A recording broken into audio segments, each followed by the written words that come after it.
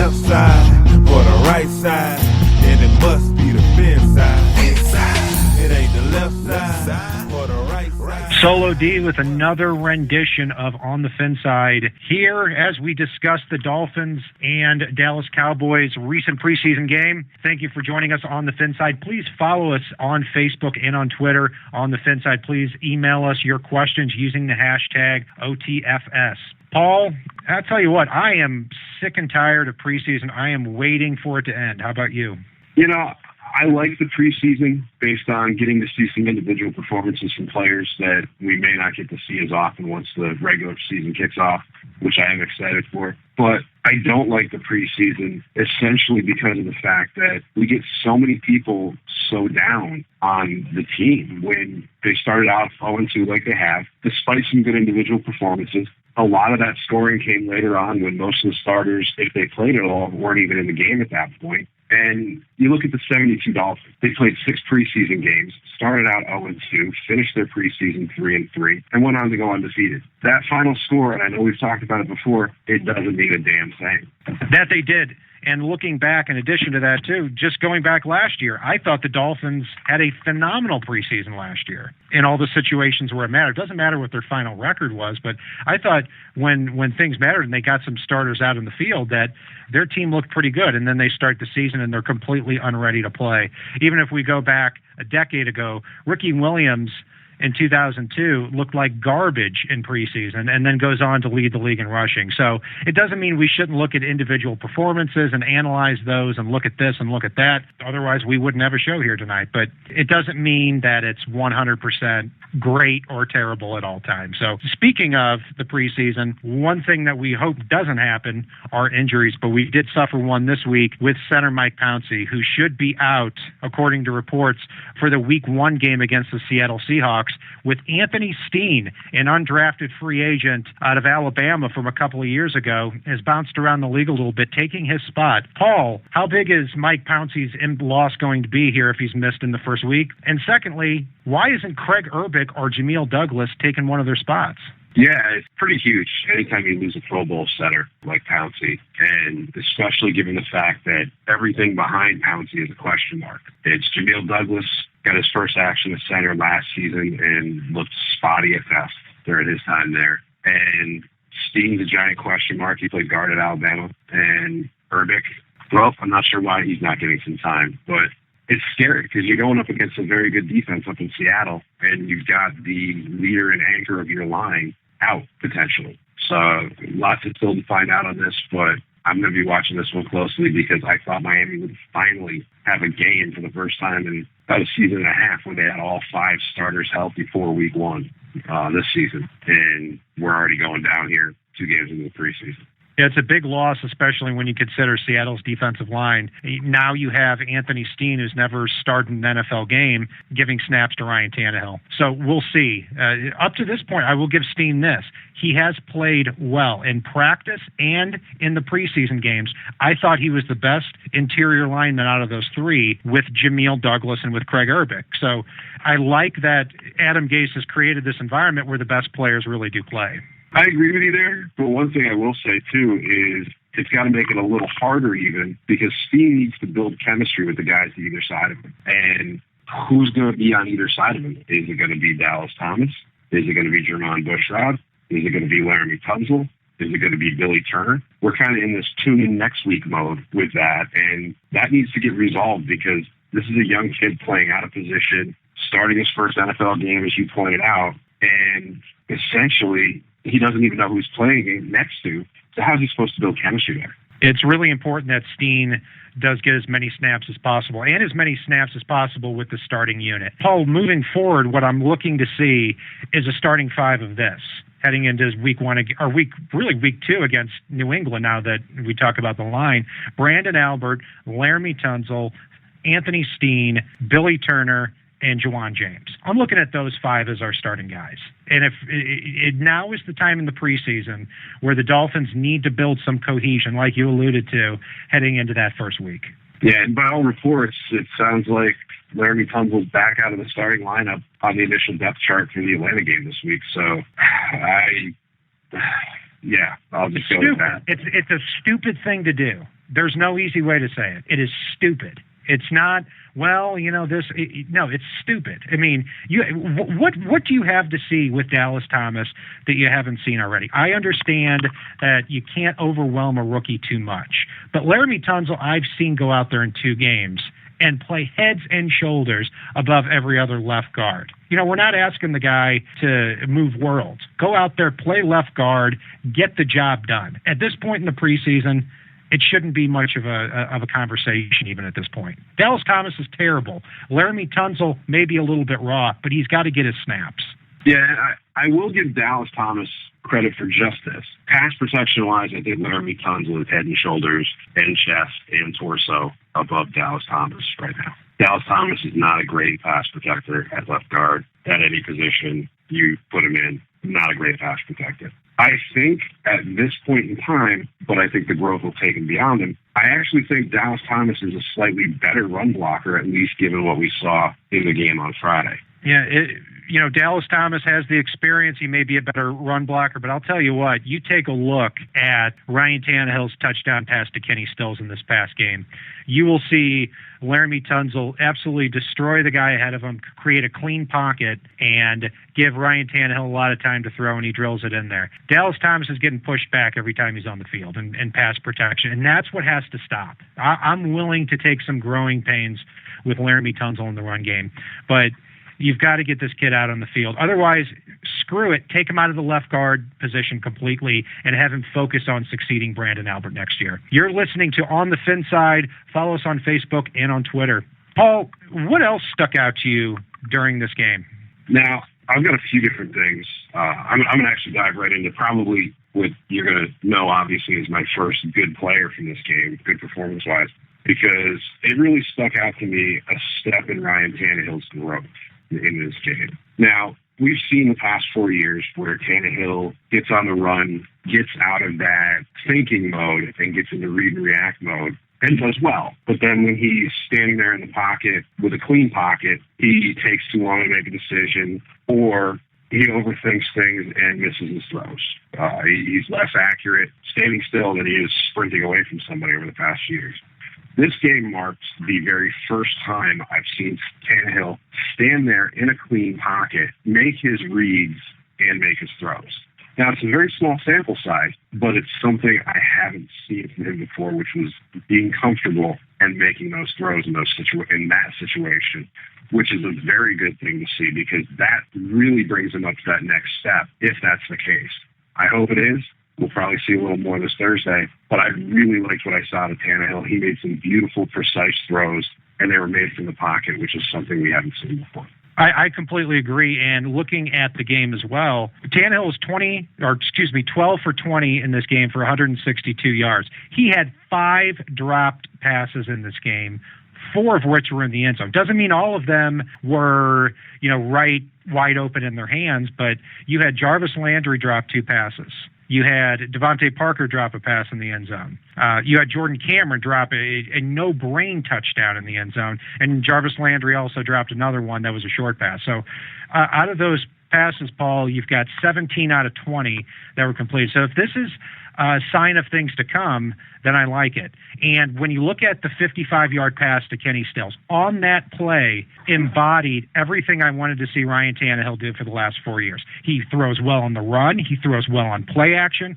And down the field, if he has chemistry with the player, like he did with Kenny Stills on that play, like he didn't with Mike Wallace, then he can complete those passes. So, again, it's a marriage between the offensive line, between getting a coordinator and a head coach that really understands how to utilize his skill set. He even ran the ball twice, too.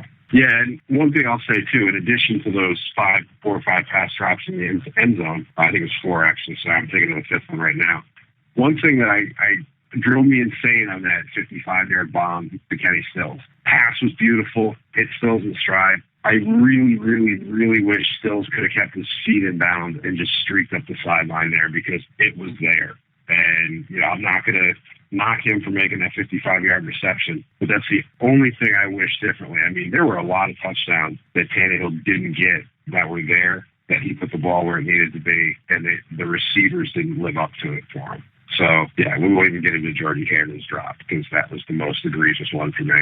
Kenny Stills does have that rare speed. The biggest question with him is, are we willing to live with 2 or 3 potentially bonehead plays a game? Not to say that what Stills did was actually bonehead, but, this is also a kid, too, that had almost 1,000 yards receiving with the Saints, and for some reason Drew Brees didn't want him on the team. Now, I'll chalk that up to immaturity, but there's so many things to get out on the table with Stills. He has a lack of concentration. He had the Saints couldn't wait to get him out of the building, and in addition to that, he's a free agent after the year. So even if he gets that third receiver role and is really the Dolphins' deep threat, he may be losing that position next year to Leonte Carroo, because the reality is Kenny Stills is probably going to cost a lot of money at his age if he has a good season. Yeah, but I'll take the bonehead plays. Let's face it, if he's going to counteract those with 55-yard receptions, thread the needle receptions in the end zone, making the tough catch in the middle of double coverage in the end zone, etc., I'll take that every day, especially after the past couple of years where we've watched Greg Jennings go out and make bonehead play after bonehead play and not have any redeeming plays in between. We've watched Jordan Cameron go out and have bonehead play after bonehead play with barely a redeeming play in between. The list goes on, but I'll take the guy that's getting the 55-yarder. I'll take the guy that's getting the 2 or 3 touchdowns every time. And you know what? If he and Tannehill can build that chemistry this year, I might even be willing to see the Dolphins pay the guy, because it's not like they've got the money invested in other wide receivers right now. Yeah, I couldn't agree more. Kenny Stills, you really take the good with the bad, but hey, if the good is a 55-yard catch on a regular basis and he looks good doing it, then that's a completely different conversation. Paul, looking at the Dolphins on the defensive side of the ball, still, again, another week, not looking good. Cameron Wake's out of action, but we're still looking for a little bit something more. The Dolphins on the Cowboys' first drive, there were 5 penalties completely in that drive with the Cowboys and Dolphins, most of which were by the Cowboys. They punted the ball.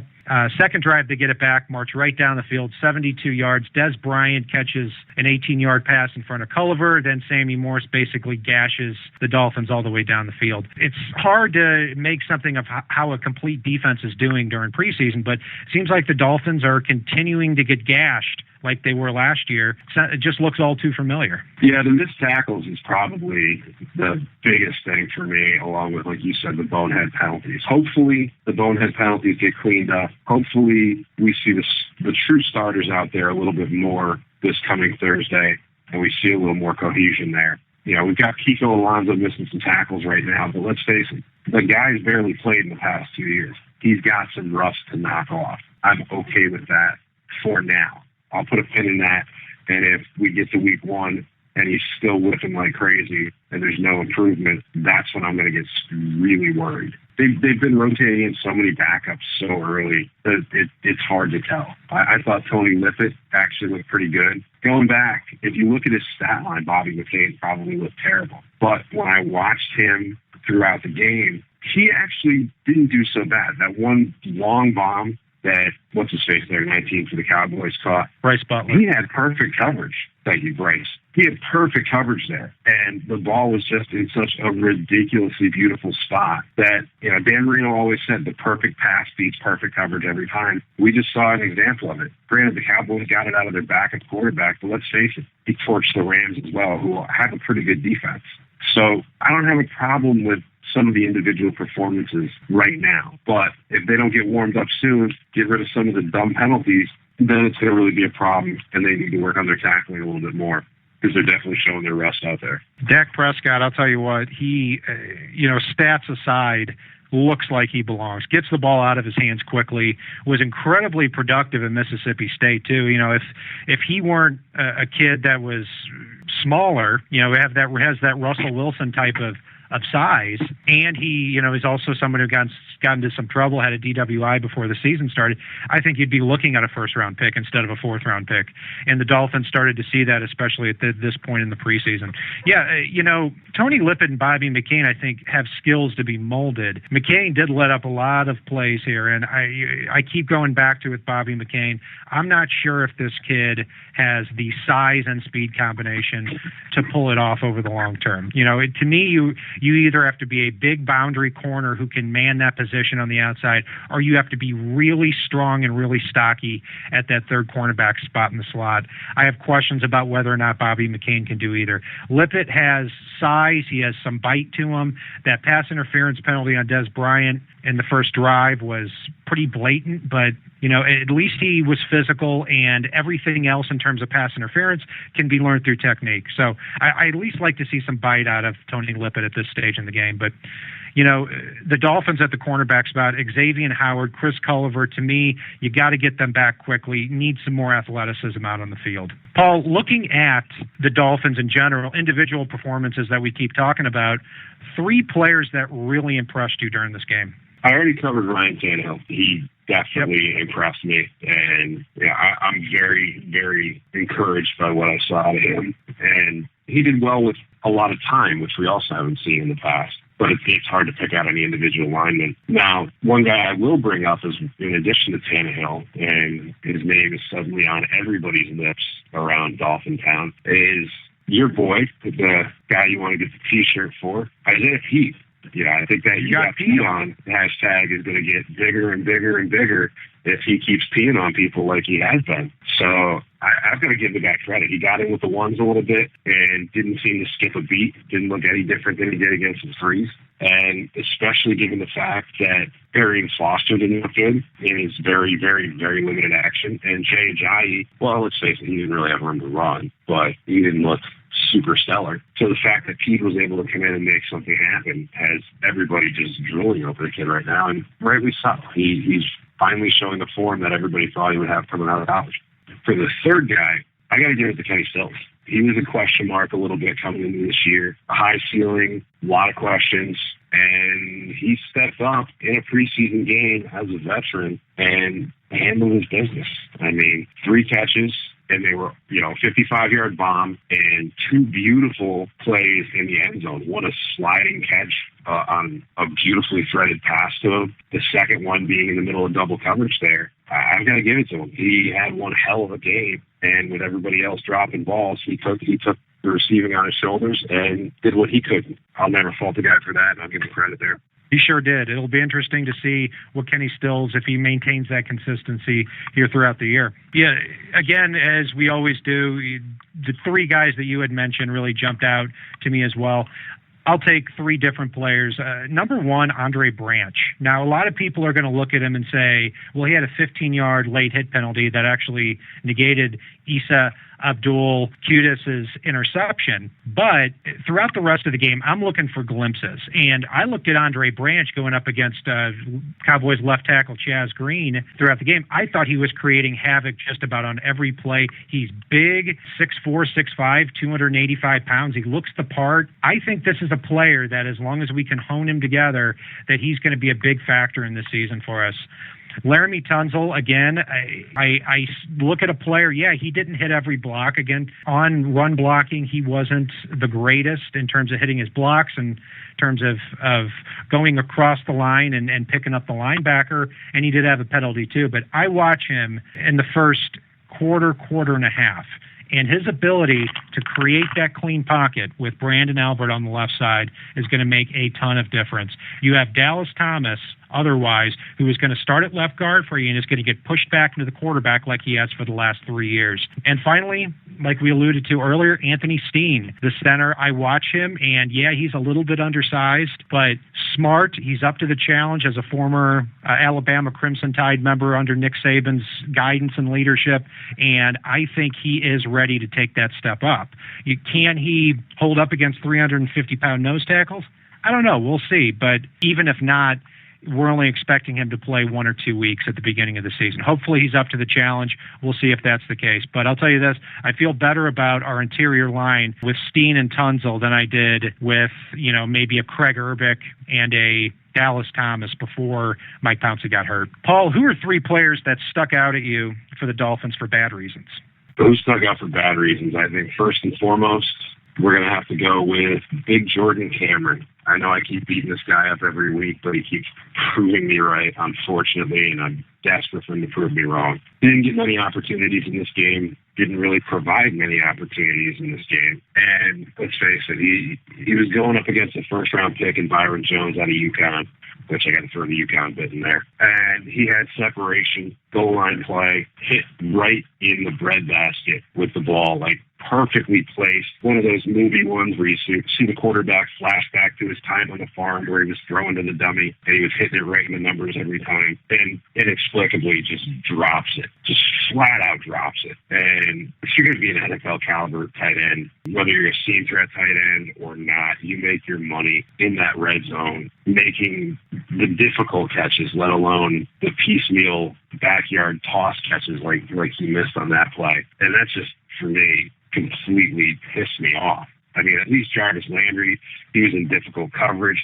At least Devontae Parker, he was in difficult coverage. Cameron might have gotten a hit after the fact, but it wouldn't have even been a big hit given this positioning of the defender. So for me, that's a clear cut, far and away number one. The second one, Thomas Duarte. He showed some flashes as a receiving tight end in that first game and came into this game, didn't really get much opportunity, but he flashed in a really bad way on a punt when he came in to be a blocker, which you need to be able to play some special teams as that third tight end. Completely ineptly let his man come through and just blast not only the ball, but Matt Darr as well. And you can't do that and not make an effort there either. That was just brutal for me. And then third, God, so many people missed tackles on that defense.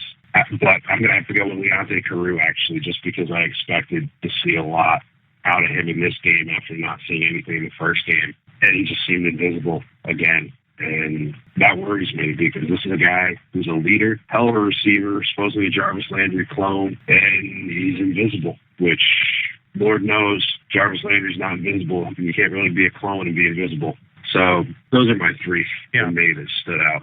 For my three that stood out for bad reasons, number one is going to be Kiko Alonso. I mean, you take the good with the bad with Kiko Alonso, just like Jelani Jenkins. I thought both of them, we can even lump them in as one, were run over all game. And it's not that big of a surprise. I remember on this show last year, quite often, it seemed like every time the Dolphins were facing a downhill running team or a run-heavy team, Jelani Jenkins would have a bad game. But then when the Dolphins would play like the New England Patriots and you have James White and Dion Lewis that you're covering out of the backfield, then Jenkins would have a great game. But here, my fear is that with Jenkins and Alonso out on the field at the same time, when you play a good offensive line like the Dallas Cowboys, they can just run straight at you unless the defensive line has something to say about it, which in this game that they really didn't. So, again, Alonso, I'm still pretty excited about the signing, and in pass coverage, he and Jenkins could be great if the Dolphins really get that lead. But on run defense, not sticking out for me at all. I mean, he got wiped out 3 or 4 times in that game. Javon Bushrod got the start at right guard, was not impressed with him either. I mean, I'm glad that Billy Turner is going to get the start this week against the Atlanta Falcons.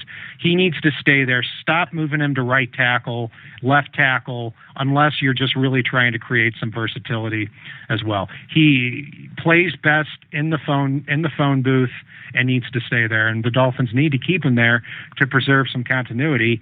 Third, a player I was really disappointed with is Chris Jones, the defensive tackle. I thought he was a big steal after being signed after the New England Patriots cut him, and in the first game I thought he played pretty well, but he got absolutely destroyed in the second and third quarter of these games. It wouldn't surprise me if Julius Wormsley, who's starting to really up his reputation in that Miami Dolphins defensive tackle lineup, starts to see some more snaps and starts to push Chris Jones for that roster spot. Paul, in addition to that, taking a look at a few other teams in our division, the New England Patriots, we're playing in week 2, and they've lost a couple of players here for a while. Tom Brady obviously is going to be suspended for the first 4 games of the season. Sebastian Vollmer, the right tackle, who's going to be tasked with going up against Cameron Wake, is going to be out for the season, and Dion Lewis is going to be placed on PUP. Does this increase the Dolphins' chances of winning in week 2 against New England? I would hope so, but New England is one of those funny teams just like Buffalo, where every time Miami plays them, it seems like the guys that kill them are, historically anyway, over the past few years, aren't the name guys. They aren't the ones that you expect to come in and kill you. Usually they're the ones that come in, they're replacing somebody who's hurt, and everyone, the backup quarterback is in, or the backup running back, or you name it, and that guy comes out and kills the Dolphins. And it's not just those 2 teams, but those 2 teams in particular seem to be the ones that for whatever reason, Miami gets killed by the backups. And so that actually could or couldn't hurt us, depending, I guess. Yeah, and looking at the Buffalo Bills, they at this point in the offseason, I don't know if they're going to have any players when week 1 comes around. Going back, Carlos Williams, who had 9 touchdowns as a 5th-round pick for them last year, who killed the Dolphins. He almost had 10 yards a carry against the Dolphins last year, has been released. Showed up to camp, 30 pounds overweight, was suspended for the first few games of the season. They lost Chris Hogan and Percy Harvin at wide receiver in the offseason. On the defensive side of the ball, it gets even worse.